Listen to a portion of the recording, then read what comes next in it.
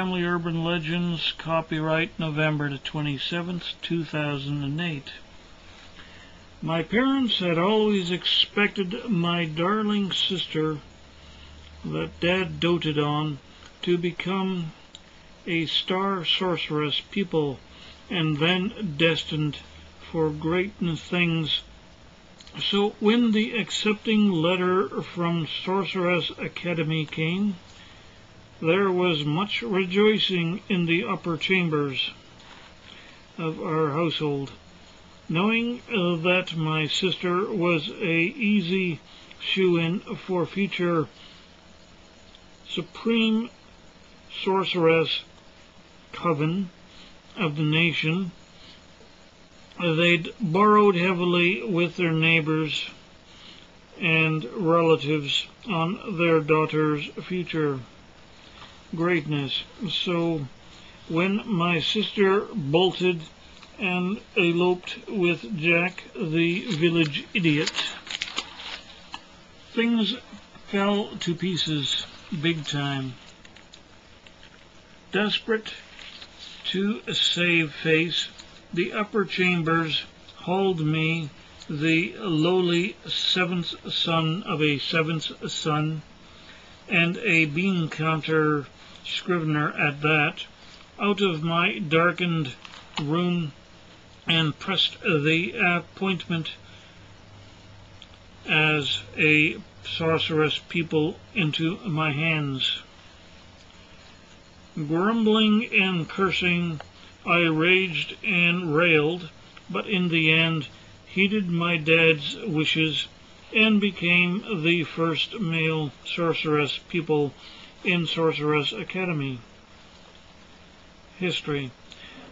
I got used to the fact my spells and incantations were of little use to me personally, since what could I do personally with spells meant to benefit or curse the opposite sex?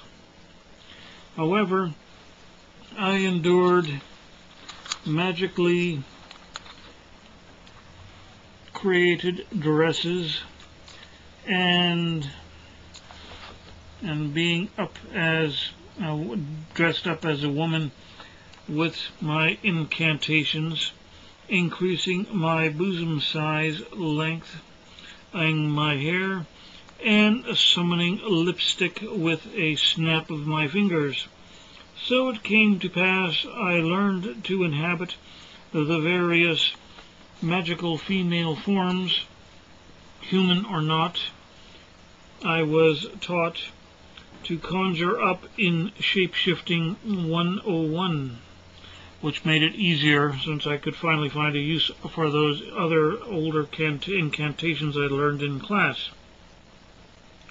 It was whilst I was inhabiting the magically formed body of a mid-12th century princess that my real flesh and blood mortal form was destroyed in a tragic, unpredictable accident. One of the lantern-weeping maidens had been cleaning near where my near lifeless fleshy form lay on the bunk when she'd swooned. When she recovered, she discovered her fallen lantern had set fire to the building. She fled, and my bodily link to the flesh and blood world of mortals was cremated. So when I returned from my expectations and explorations in this magic princess form, only the amulet that had allowed me to create the magical form and inhabit it remained, resting in the charred bone fragments and dust of my human remains. The Sorceress Academy, struggling to keep me in the world of the living for the next 3 weeks. During that time, I felt an overwhelming need to take my mortal remains into the grave, and lie my soul down in the earth's cold embrace, and be as one dead.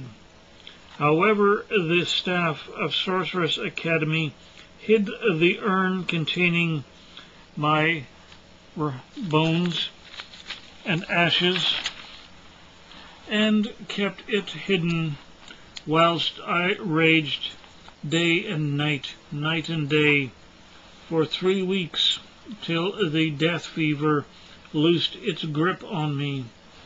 Slowly the coldness and manic fits and lethargic state of my soul and mind warmed up enough for me to desire the magicked body's embrace over the embrace of my denied grave.